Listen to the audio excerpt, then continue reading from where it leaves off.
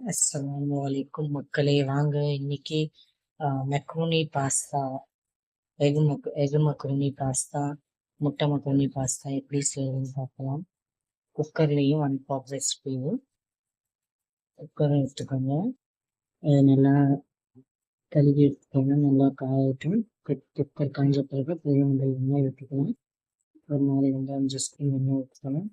பாருங்க, வெங்காயம் தக்காளி சின்ன சின்னதாக 2 வெங்காயம் 2 தக்காளி கட் பண்ணியிருக்கேன் சின்ன சின்னதாக. வெங்காயம் எல்லாம் போட்டு நல்லா வதங்கிட்டு வெங்காயம் நல்லா போட்டு வதக்குங்க.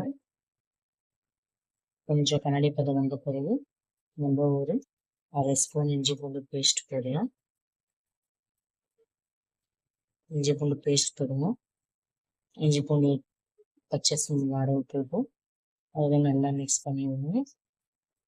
நல்லா டேஸ்ட்டாக இருக்கும் மக்களே.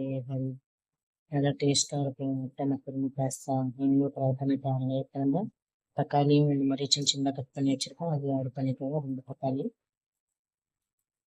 தக்காளியும் நல்லா ஆட் பண்ணி ஒரு ஸ்பூன் உப்பு போட்டுக்கோங்க.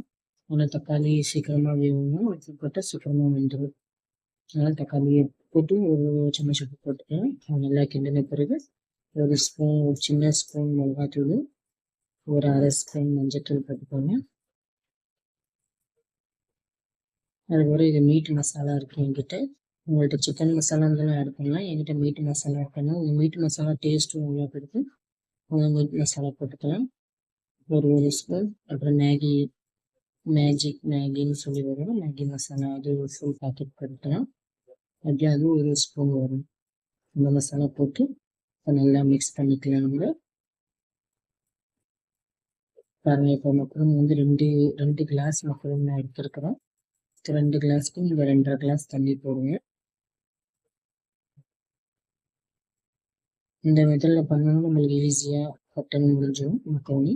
குக்கரில் புதினா தண்ணி ஊற்றி புதினா போட்டு அதுக்கப்புறம் பாருங்கள், ஒரு 3 சீட்டு விட்டீங்கன்னா பாருங்கள் நல்லா எப்படி வந்துச்சு பாருங்க. இந்த ஸ்டேஜில் நான் 2 அடுப்பத்தை வச்சு நான் 2 முட்டை உடச்சி ஊற்றுறது. முட்டை உடச்சி ஊற்றுன பிறகு நல்லா மிக்ஸ் பண்ணிக்கோங்க. முட்டை மக்ரோனி எல்லாம் நல்லா மிக்ஸ் ஆகட்டும். கொஞ்சம் அடுப்பு ஸ்லோவாக வைங்க. பார்ப்போம், முட்டையை நல்லா படக்கல் போட்டு வேக வைக்கிட்டு மூடி போட்டு வச்சு பாருங்கள், முட்டையை நல்லா வெந்துருச்சு. ரெடியாச்சு மக்களே. பாய் பாய்.